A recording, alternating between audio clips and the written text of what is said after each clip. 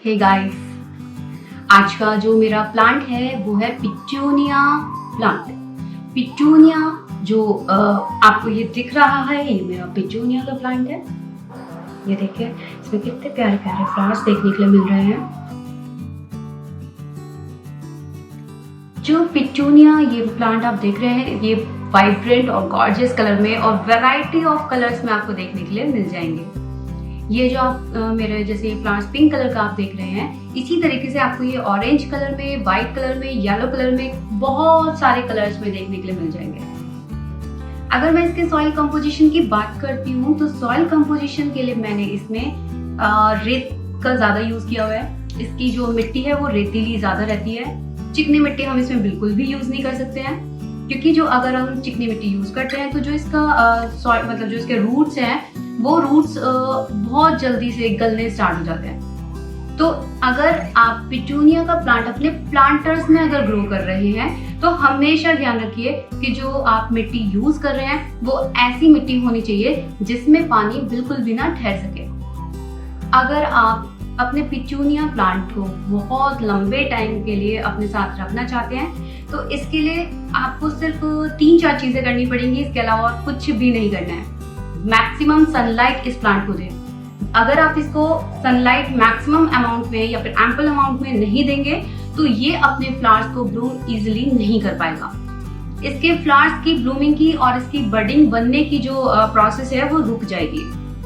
हमेशा ध्यान रखिए, जो आपका पिटूनिया प्लांट है उसको मैक्सिमम अमाउंट ऑफ सनलाइट जरूर चाहिए।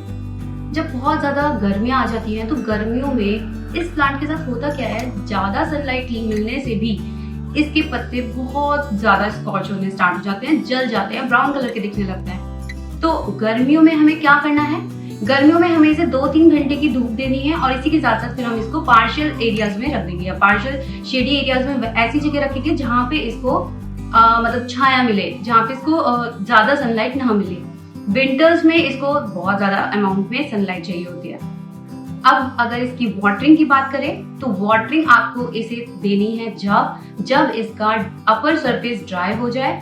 ओवर वाटरिंग बिल्कुल भी नहीं करनी है। किसी भी प्लांट के लिए ओवर वाटरिंग करना मतलब कि उस प्लांट को हार्म करना है। हमेशा ध्यान रखिए, हमें अपना थंब रूल यूज करना है। आप थंब रूल यूज कीजिए। कोई भी आप अपने किसी भी प्लांट के अंदर अगर आप वाटरिंग करने जा रहे हैं तो सबसे पहले जो हमारा बेस्ट ह्यूमिडिफायर है वो है हमारे फिंगर्स। तो आप फिंगर से पहले सॉइल को चेक कीजिए।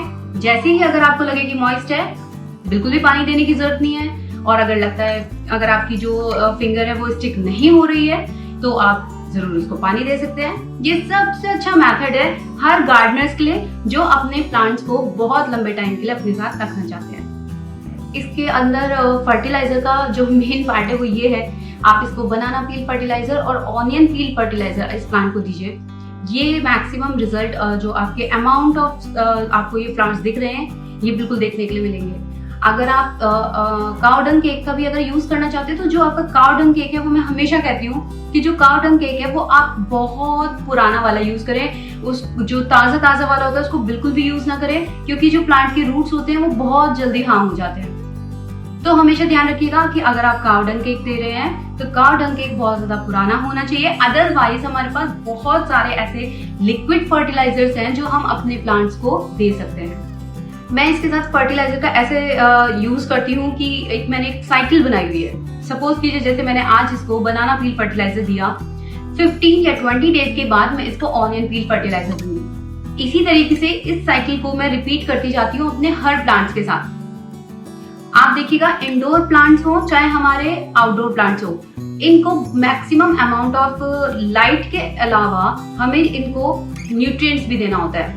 बहुत सारे प्लांट्स तो हमारे ऐसे हैं जो कि न्यूट्रिशनल वैल्यू की वजह से खराब हो जाते हैं और हर साल हमें ये देखने के लिए मिलता है कि हमारे पेड़ सूख गए हैं, येलो लीफ हो रही है, किसी की ब्राउन लीफ हो रही है या पेस्ट लग गए हैं। बहुत सारे ऐसे इश्यूज प्लांट्स के साथ देखने के लिए मिलते हैं। कुछ लोग तो गिव अप भी कर देते हैं बहुत टाइम तक इन चीजों को देखते। तो मेरा कहना आपसे सिर्फ इतना ही है कि आप जिस भी प्लांट को बाय कर रहे हैं सबसे पहले उसकी बेसिक इंफॉर्मेशन जरूर चेक करें और अगर कोई भी आपके पास क्वेरी है तो आप मेरे से ये मेरे YouTube चैनल गार्डन गपशप में या फिर जो मेरा फेसबुक पेज है आप वहां पे भी जाके मेरे से क्वेश्चनिंग कर सकते हैं। इस प्लांट की जो बेसिक इन्फॉर्मेशन थी वो मैंने आपको दे दी है। अब इसको अप्लाई कीजिएगा, इम्प्लीमेंट कीजिएगा और रिजल्ट आप मेरे साथ जरूर शेयर कीजिएगा। स्टे ट्यून्ड विद गार्डन गपशप।